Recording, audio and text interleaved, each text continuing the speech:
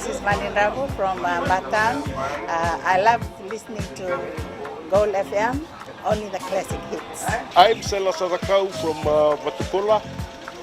I only listen to Gold FM, only the classic hits. Gold Naka, I'm Vale and I'm working at Golden Grove Resort and I love listening to Gold FM because it plays a really wide range of classic music. I'm Saini Sakio from Kashmir Wotoka. I like Gold FM, but only the classic hits. Gold FM, only the classic hits.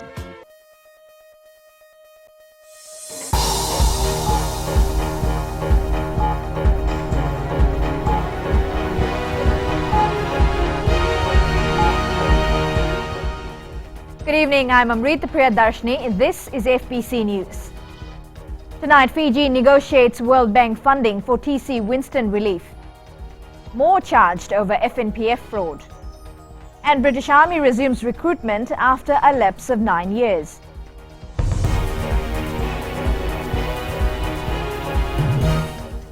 The World Bank has opened an office in Suva.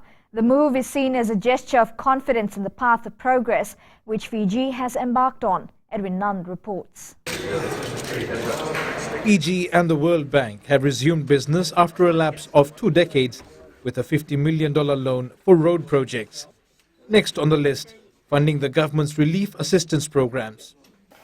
We're also, just last week, negotiating a $50 million emergency budget support operation with the government to basically help the government or reimburse the government for some of the additional expenditures it's had over the last couple of weeks, in particular on making social transfer payments to vulnerable people in Fiji post-Cyclone Winston. The opening of the World Bank office in Suva is not only a symbolic gesture, but also a strategic move to connect better with the Pacific and the world. Finance Minister Aya Syed Kayum says Fiji will use World Bank facilities for development purposes. The whole idea is, ladies and gentlemen, to get all the development partners together to be able to focus on areas where we can get multiplier effects within the economy.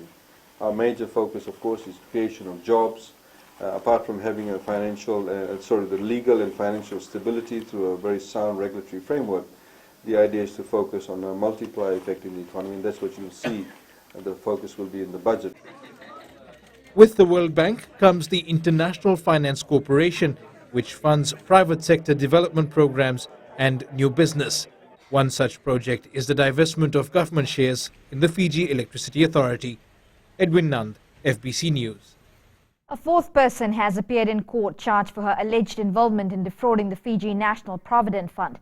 She is alleged to have colluded with a former FNPF employee. Tokasa Rainima reports. Lepania Lawavo is charged with obtaining property by deception. She is alleged to be an accomplice of this woman, Rachel Matakimbau, a former employee of the Fiji National Provident Fund. These two women are alleged to have conspired to obtain $16,000 intended for recipients of the fund's cyclone relief assistance. Lawavo is 42 years old and doesn't have a job. Martha Kimbao faces 4 counts of obtaining property by deception. She's been ordered to surrender her passport and report to the Namboa police station every Saturday. Both women are to appear in court on July 13th. Meanwhile, 2 self-employed men who have been charged for taking advantage of the FNPF's Tropical Cyclone Winston relief assistance were also granted bail today. 32-year-old Amos Rongayawa and 22-year-old Gabriel Lendua signed a bail bond of $1,000 each and will report to the nearest police station every Saturday. The 2 men are alleged to have filed fraudulent applications under the scheme. The case will be recalled on the 8th of June. Tokas Rainima, FBC News. Prime Minister Voreqe Bainimarama has once again made a plea to the global community to strengthen its response to the humanitarian challenge that we face today. He is attending the World Humanitarian Summit in Istanbul, Turkey, which aims to collectively address future humanitarian challenges. Alan Stoltz has the story. Speaking at the opening of the Leaders' Dialogue of the World Humanitarian Summit, Prime Minister Vorenge Bainimarama requested member nations to give the issue of climate change adaptation funding the urgency it deserves. Fiji comes to the first World Humanitarian Summit determined to give Pacific Islanders a voice and contribute to this historic global debate. And in the meantime, Your Excellencies, I appeal to all on behalf of every Pacific Islander to provide us with the financial means to adapt and survive. While informing the world leaders on the devastation caused by Tropical Cyclone Winston, Prime Minister stressed access to adequate levels of finance in the way of grants or loans will help build resilience to climate change. Cyclone Winston killed 44 Fijians and ravaged 40,000 homes, public buildings and infrastructure, leaving us with a damage bill of $1.4 billion. And while it could have been much worse because Winston spared our main tourism areas, Fiji is a stark reminder to the world of the new and frightening era that is dawning on us because of climate change. The first ever World Humanitarian Summit is a global call to action by the United Nations Secretary-General Ban Ki-moon. The Secretary-General's agenda for humanity calls on global leaders to commit to 5 core responsibilities, one of which is to transform the lives of those most at risk of being left behind. Ellen Stalls, FBC News. Fijians can again apply to serve in the British Army, which has resumed recruitment after 9 years. British High Commissioner to Fiji, Roderick Drummond, says the 200 positions are for specialised technicians. Kelly Vadala has the details. Getting into the British Armed Forces won't be easy because the slots aren't specific to Fiji. So they've opened up a space for recruitment for 200 people across the whole of the Commonwealth in particular specialised fields for which we have shortages in our recruitment. Those are mostly fairly technical fields, and it may create some opportunities for young Fijian men and women who would like to pursue that. More than 3,000 Fijians have been recruited in the British Army up to 2007, and 1,400 of them are still serving under the Commonwealth banner. Drummond says this is a good opportunity for young men and women. This may suit young men and women who have come out of the army at some point and wish to re-enlist, or it may suit people who have particular skills, for example as motor mechanics and other specialised technical skills that they may have gained in civilian life, and that might suit them for these technical fields. Fijians have a long and proud history in the British Armed Forces, having made their mark in some of the most volatile parts of the world, including Iraq and Afghanistan wars. Kelly Vadala, FBC News. Quality assurance will facilitate continuous nurturing and improvement in all aspects of higher education in Fiji. President Major General Chioti Konrote was speaking at the opening of the International Network of Quality Assurance Agencies in Higher Education. The President says times are indeed challenging, not only for higher education, but for any other activity in the development of the public sector. He says Fiji's small size does not discount it from the influence of the change happening in higher education globally. Higher education is undoubtedly central to economic and political development. It is the means by which our citizens can acquire the knowledge, the skills, attitudes and values that will equip them for life and for employment, whether by self-employment or through employment by others. Coming up on FBC News, public consultations on 2017 budget moves to West. And television reality show wraps up shoot in Fiji. Stay with us.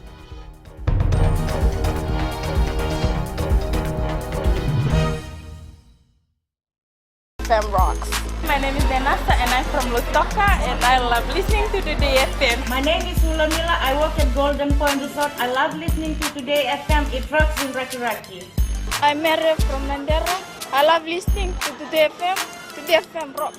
We love listening to Today FM. Today FM rocks. Today's hit music on Today FM.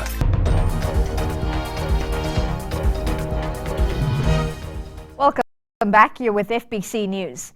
Public consultations for the 2016-2017 budget will focus on the Western Division following the devastation of Tropical Cyclone Winston. Attorney General and Minister for Finance, Ayaz Sayed Qayyum, says the consultations, which used to be predominantly held in Suva, will now move west with the hope of getting a wider scope of feedback. Madhim Boletamana with this report.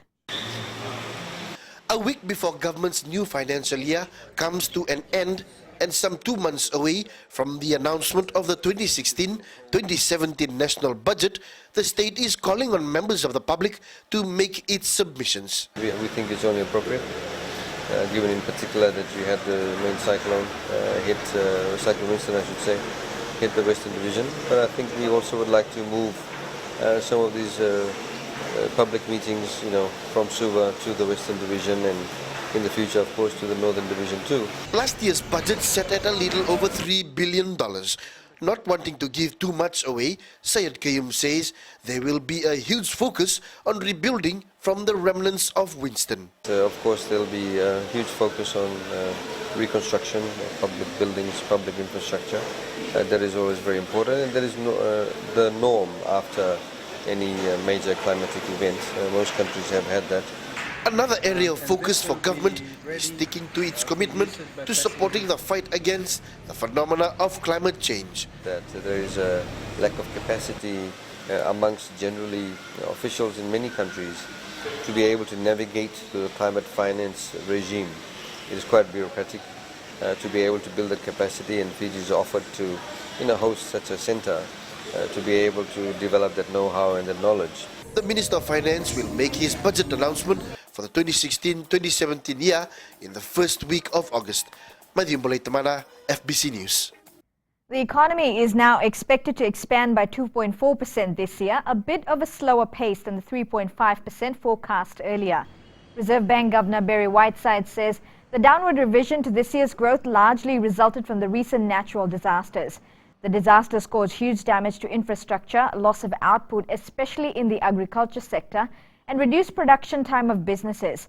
Whiteside says the revised growth also takes into account an expected pickup in construction activity led by post-cyclone reconstruction and rehabilitation work. On the upside, strong tourism demand, growing inward remittances, and improved investor confidence should also support growth. The Select Parliamentary Privileges Committee is expected to convene next week to discuss the leak of confidential documents. With Parliament sitting from Monday, it's understood the committee members will discuss if there has been a breach of standing orders. Following deliberations, they will decide whether any disciplinary action is to be taken. The matter was brought to light by the Speaker of the House, Dr. Chico Luveni, after transcripts of the Standing Orders Committee were released to the media. And the Privilege Committee is chaired by the Deputy Speaker Ruveni Nandolo and includes Attorney General Ayaz Sayed Qayyum, Minister for Agriculture Inia Seri Ratu, Minister for Trade Fayaz Koya, and Opposition MPs Salote Randronro and Semesa Karavaki.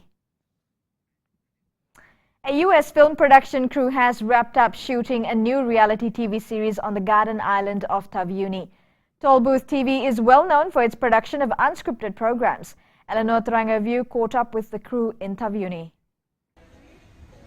Meet Tollbooth TV showrunner Kevin Lee, who has just finished filming a new reality TV series on the island of Taveuni with his 100-plus production crew. We really fell in love with Taveuni because Taveuni is big enough that it has an airport and it has roads and it has ferry service. But it's relatively undeveloped. There aren't too many hotels. There's a lot of pristine wilderness. There's the national parks. Some of Lee's Tollbooth TV production include The Real Housewives of Orange County, Extreme Makeover, Simple Life Murder, and many more. Their latest production, Stranded with $1 Million, Season 1, was shot in 10 locations on the island of Taveuni. Stranded with $1 Million is a TV series that has 10 young Americans that we strand them in the wilderness on an island, in this case Taveuni, and they have to survive for 40 days, and they don't have any tools or or shelter or anything to help them survive. But what they do have is they have $1 million. Executive producer in charge, John Davis, says the damage done by Tropical Cyclone Winston did nothing to dampen the spirit of shooting on the island. We knew that we were going to have a lot of hurdles to overcome because of the cyclone, but we also felt like that our production was going to be able to then help benefit their lives by bringing in people and resources to really sort of help in the relief effort.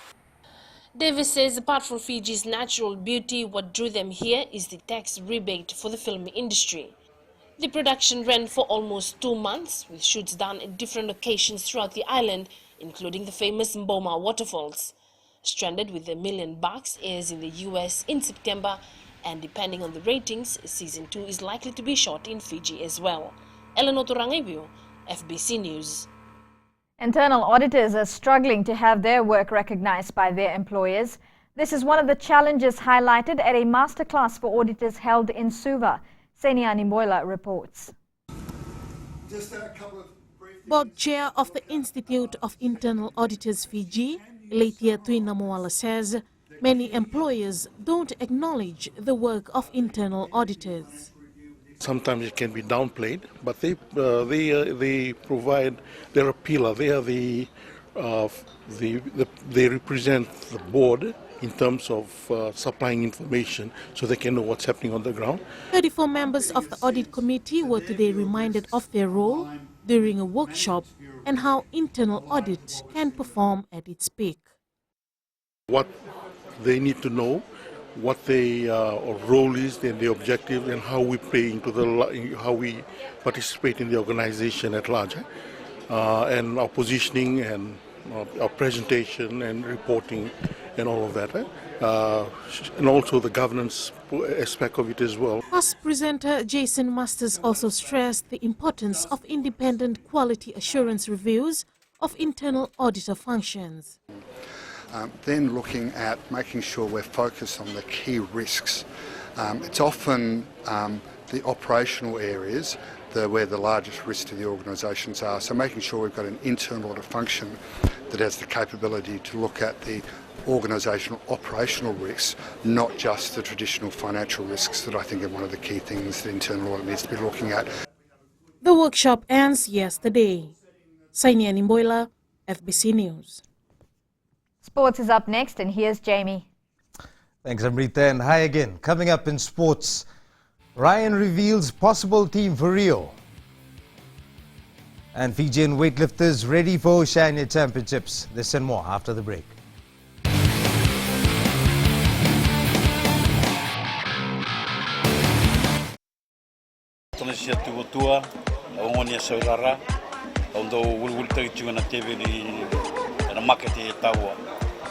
Untuk talita kana warong na Bula FM number 2 na siya.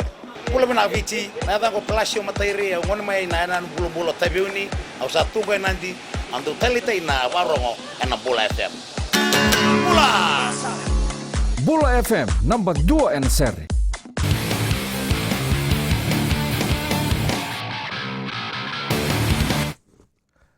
Vodafone Fiji Sevens coach Ben Ryan has given his first hints about the players likely to make it to the Olympic Games in August.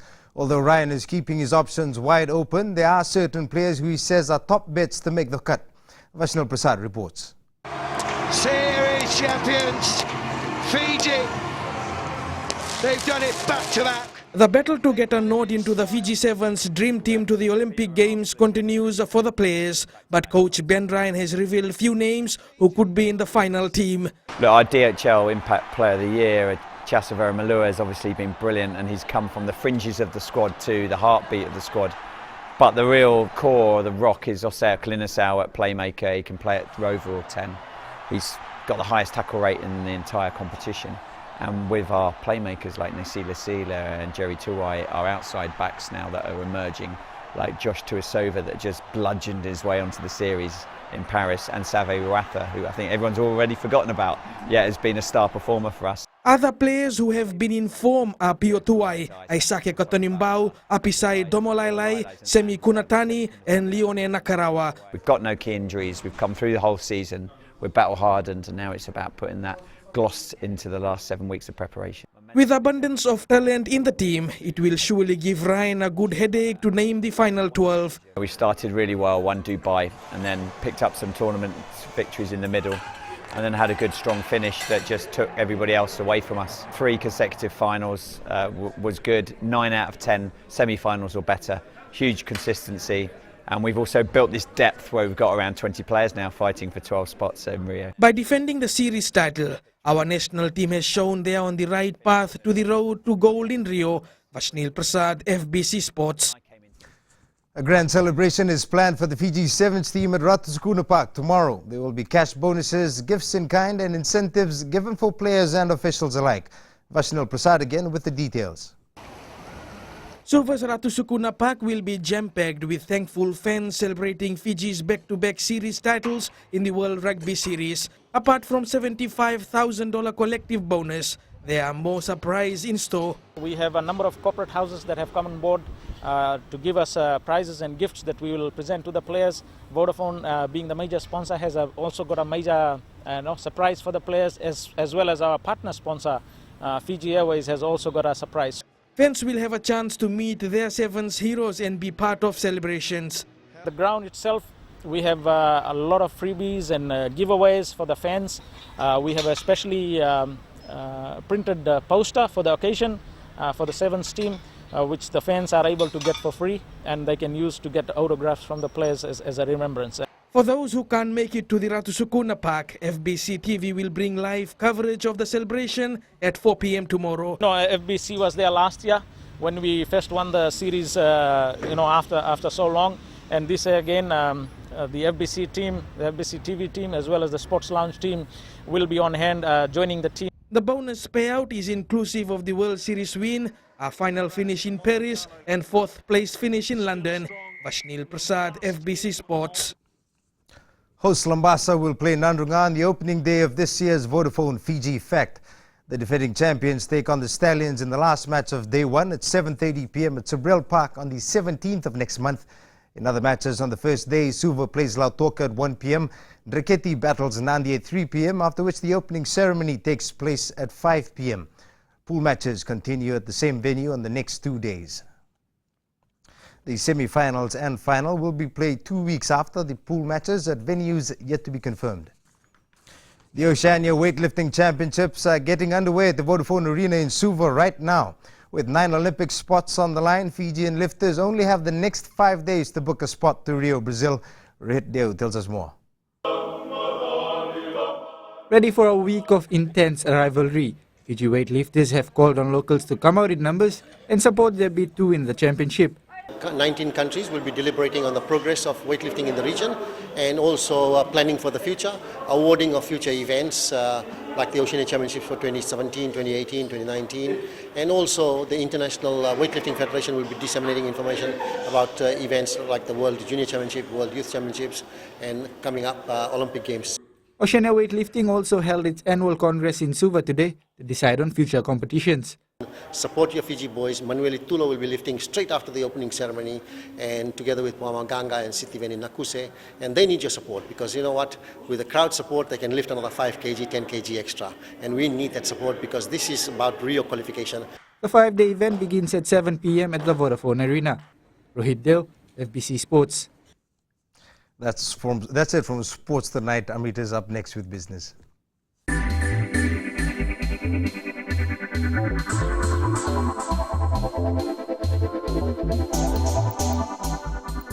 Well, it seems the big excitement for everyone these days is the latest in cell phone wizardry, and Apple usually is in the lead.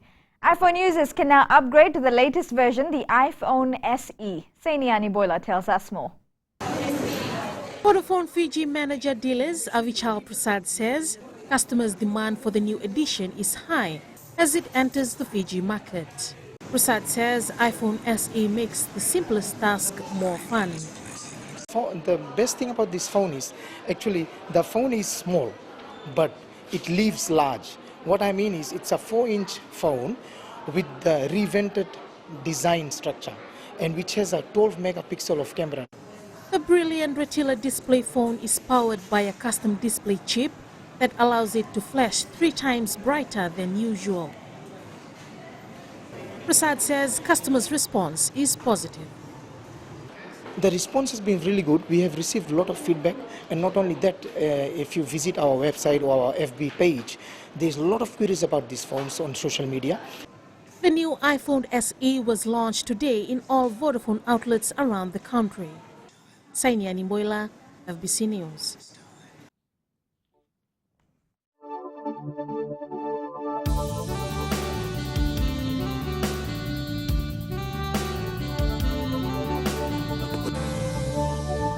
Fine weather prevailed over most parts of the country today.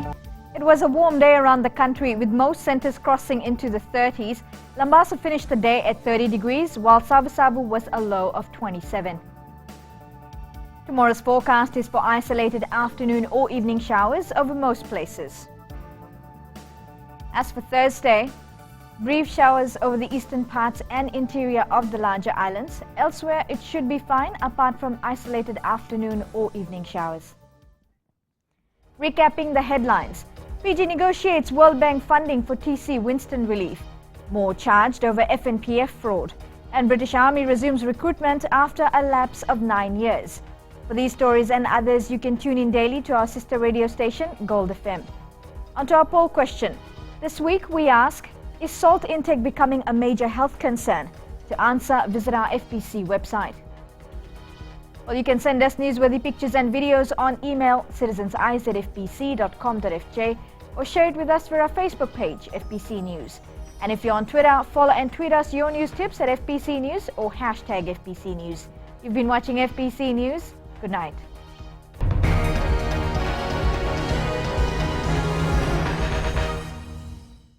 आपको खरगंगा की रंजिला का नमस्कार। Radio Fiji की सुंदर सुंदर यादों का खजाना एकदम बचपन के दिन याद करा देते हैं। हमारा नाम जोनी नायडू है, हम रहता है मलोलो में और हम टैक्सी ड्राइवर है। हम सब टाइम अपन टैक्सी में रेडियो फिजी 2 सुनता प्रोग्राम। हम सिंगाटोका के हैं, हमारा नाम है रोजी। हम लोग यहाँ पे रेडियो फिजी 2 सुनता है। राम राम, मैं रेमस प्रसाद बोलता हूँ, तब वतन में कोई रहता हूँ। मैं जब भी सुना रेडियो फिजी 2 ही सुनता हूँ। रेडियो फिजी 2 देश की धड़कन।